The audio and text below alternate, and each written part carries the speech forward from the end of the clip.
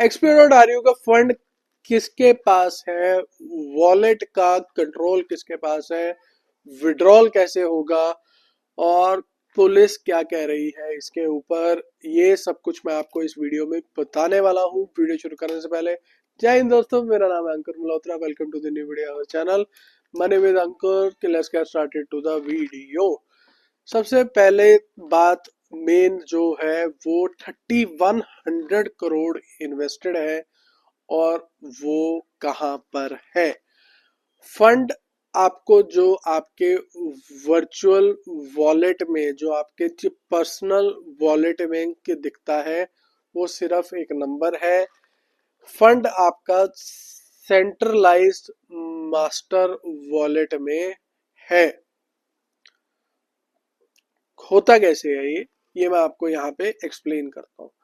जब आप fund add करते हो तो उसका टोकनाइजेशन हो जाता है इनटू डिजिटल फॉर्मेट, जो हमारा इकोसिस्टम के थ्रू होता है।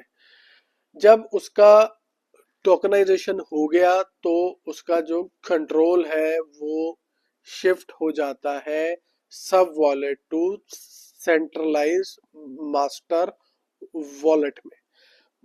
मास्टर वॉलेट जो सा है वो किसी सिंगल एंटिटी, एडमिन, या किसी भी एक बंदे के पास हो सकता है।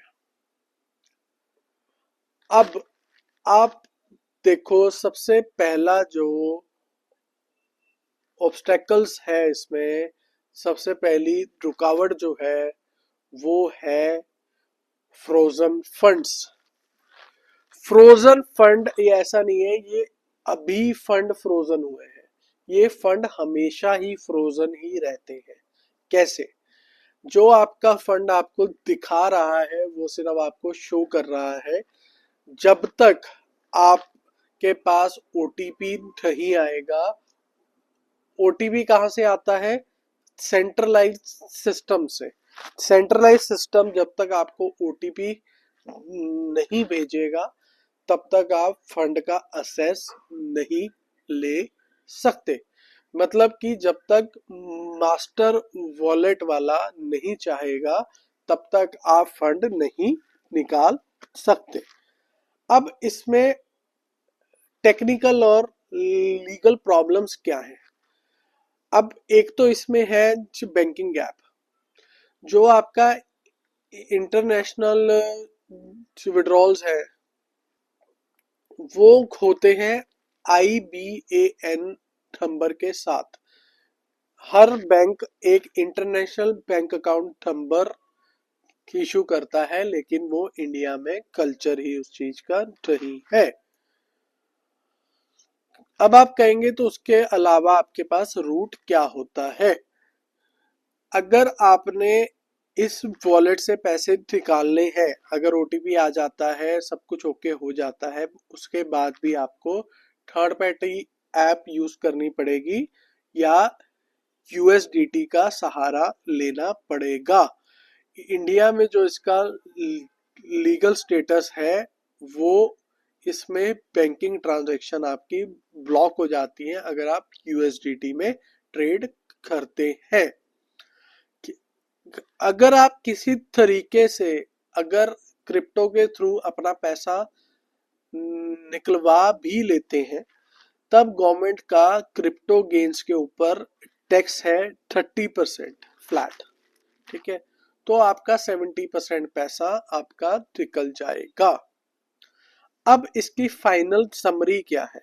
सबसे पहला तो पैसा जो सा है वो मास्टर वॉलेट में लॉग्ड है, आपके वॉलेट में सिर्फ दिखाई देता है।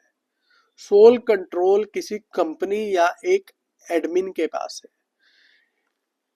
इंफ्रास्ट्रक्चर गैप इसमें जानबूझ के ही रखा गया है कि IBAN नंबर चाहिए, जो इंडिया में होता ही नहीं है विड्रॉल करने के लिए। और लीगली इंडिया में क्रिप्टो लॉ जो सा है वो आपको विड्रॉल से एक तरीके से रोकता है। बिना अप्रूवल के, प्रॉपर अप्रूवल के, जो मास्टर वॉलेट का अप्रूवल है 3100 करोड़ निकलना लगभग नामुमकिन है। अब कंट्रोल किसके पास है और पुलिस का टेक इसके ऊपर क्या है?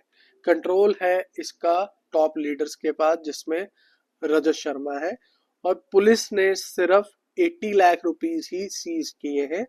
पुलिस का उसके अलावा कोई भी पुलिस ने सीज नहीं किया है।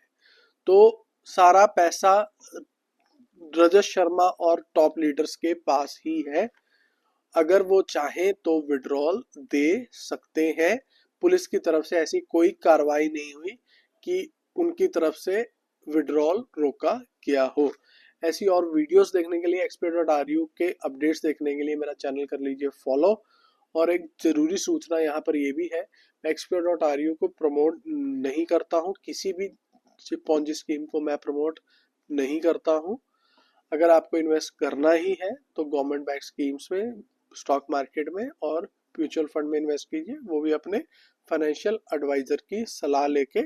किसी के कहने पे मत इन्वेस्ट कीजिए, ना कि मेरे कहने पे भी आप बिल्कुल मत इन्वेस्ट कीजिए। Bye bye, see you and take care.